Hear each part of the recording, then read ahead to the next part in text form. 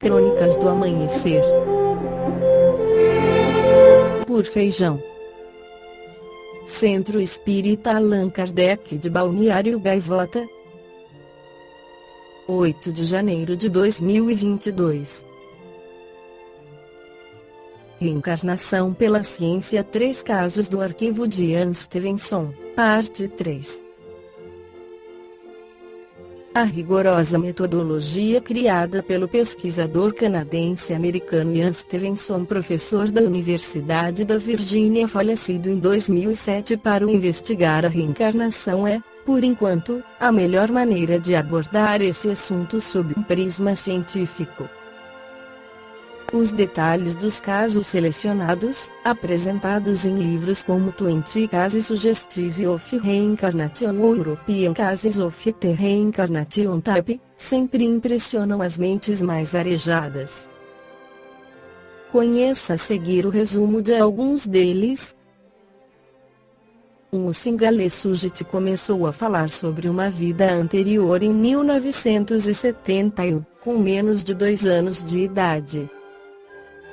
Disse que se chamava Sami, fora ferroviário e vendedor de aguardente em Goracana, a cerca de 10 quilômetros de onde o menino morava. Segundo ele, certo dia, depois de uma bebedeira, Sami brigou com sua esposa, Magi, saiu para andar e morreu atropelado por um caminhão. A mãe de Sujit não deu importância à história, e ninguém da família conhecia Goracana. Mas o caso chegou a um monge budista de um templo próximo, que foi conversar com o menino. O monge extraiu 16 pontos do relato que poderiam ser verificados e confirmou quase todos. Descobriu que um Sami Fernando vivera em Goracana até 6 meses antes de Sujit nascer. Sami tivera as profissões citadas pelo garoto, fora casado com Magi e morrer atropelado por um caminhão. Características marcantes. Stevenson foi ao Sri Lanka entrevistar os envolvidos no caso e conseguiu confirmar 59 afirmações de Sujit sobre sua vida anterior.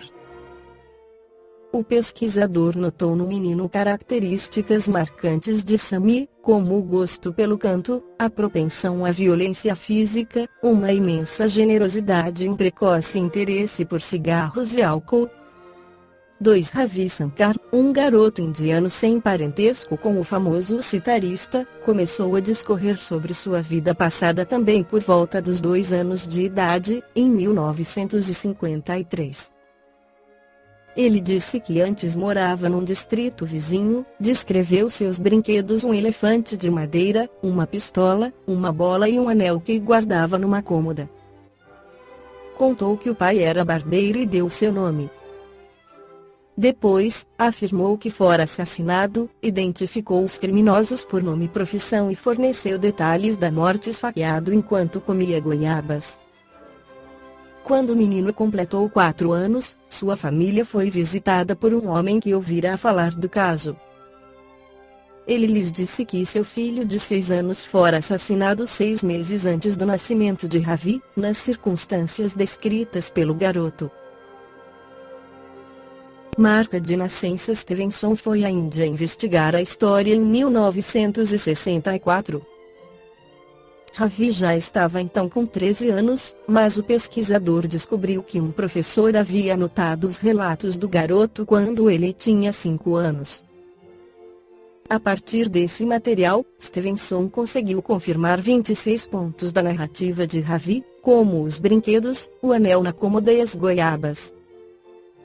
Ele também notou uma espécie de cicatriz no pescoço do adolescente, semelhante a um antigo ferimento à faca já fechado. Quando criança, Ravi tinha pavor de facas e lâminas e ficava com medo de visitar a região onde o outro menino fora morto. 3. Jimmy Svensson, um garoto do Alasca, dizia ser o irmão falecido de sua mãe. Além de reconhecer o lugar onde havia morado a 160 quilômetros de sua residência na vida atual, ele se lembrava de diversos fatos de sua suposta vida anterior, incluindo a maneira como havia morrido baleado no estômago. Stevenson constatou que o comportamento do menino se assemelhava ao do tio assassinado, e uma marca de nascença de Jimmy combinava exatamente com o local onde o projétil penetrara no corpo do tio. Em A Gênese, Allan Kardec esclarece mais: todavia, a encarnação do espírito não é constante, nem perpétua, é transitória. Deixando um corpo, ele não retoma imediatamente outro. Durante mais ou menos considerável lapso de tempo, vive da vida espiritual, que é sua vida normal, de tal sorte que insignificante vem a ser o tempo que lhe duram as encarnações, se comparado ao que passa no estado de espírito livre. No intervalo de suas encarnações, o espírito progride igualmente, no sentido de que aplica ao seu adiantamento os conhecimentos e a experiência que alcançou no decorrer da vida corporal, examina o que fez enquanto habitou a terra, passa em revista o que aprendeu, reconhece suas faltas, traça planos e toma resoluções pelas quais conta guiar-se em nova existência, com a ideia de melhor se conduzir. Desse jeito, cada existência representa um passo para frente no caminho do progresso, uma espécie de escola de aplicação. Normalmente, a encarnação não é uma punição para o espírito, conforme pensam alguns, mas uma condição inerente à inferioridade do espírito e um meio de ele progredir. À medida que progride moralmente, o espírito se desmaterializa, isto é, depura-se, com o subtrair-se à influência da matéria, sua vida se espiritualiza, suas faculdades e percepções se ampliam, sua felicidade se torna proporcional ao progresso realizado. Entretanto, como atua em virtude do seu livre-arbítrio, pode ele, por negligência ou má vontade, retardar o seu avanço. Prolonga, conseguintemente, a duração de suas encarnações materiais, que, então, se lhe tornam uma punição, pois que, por falta sua, ele permanece nas categorias inferiores, obrigado a recomeçar a mesma tarefa. Depende, pois, do espírito abreviar, pelo trabalho de depuração executado sobre si mesmo, a extensão do período das encarnações. O progresso material de um planeta acompanha o progresso moral de seus habitantes. Ora, sendo incessante, como é a criação dos mundos e dos espíritos e progredindo estes mais ou menos rapidamente, conforme o que façam do livre-arbítrio, segue-se que há mundos mais ou menos antigos, em graus diversos de adiantamento físico e moral, onde é mais ou menos material a encarnação e onde, por conseguinte, o trabalho, para os espíritos, é mais ou menos rude. Deste ponto de vista, a Terra é um dos menos adiantados. Povoada de espíritos relativamente inferiores, a vida corpórea é aí mais penosa do que noutros orbes, havendo-os também mais atrasados, onde a existência é ainda mais penosa do que na Terra, em confronto com os quais esta seria, relativamente, um mundo ditoso. 28. Quando, em um mundo, os espíritos hão realizado a soma de progresso que o estado desse mundo comporta, deixam-no para encarnar em outro mais adiantado, onde adquiram novos conhecimentos e assim por diante, até que, não lhe sendo mais de proveito alguma encarnação em corpos materiais, passam a viver exclusivamente da vida espiritual, na qual continuam a progredir, mas no outro sentido e por outros meios. Chegados ao ponto culminante do progresso, gozam da suprema felicidade.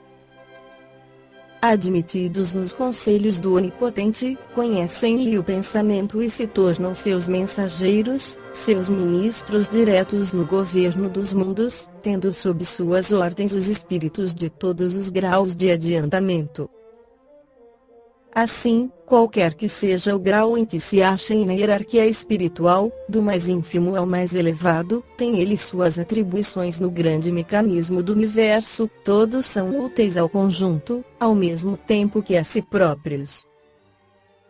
Aos menos adiantados, como a simples serviçais, incumbe o desempenho, a princípio inconsciente, depois, cada vez mais inteligente, de tarefas materiais. por toda parte, no mundo espiritual, atividade, em nenhum ponto a ociosidade inútil. Balneário Gaivota, 8 de janeiro de 2022.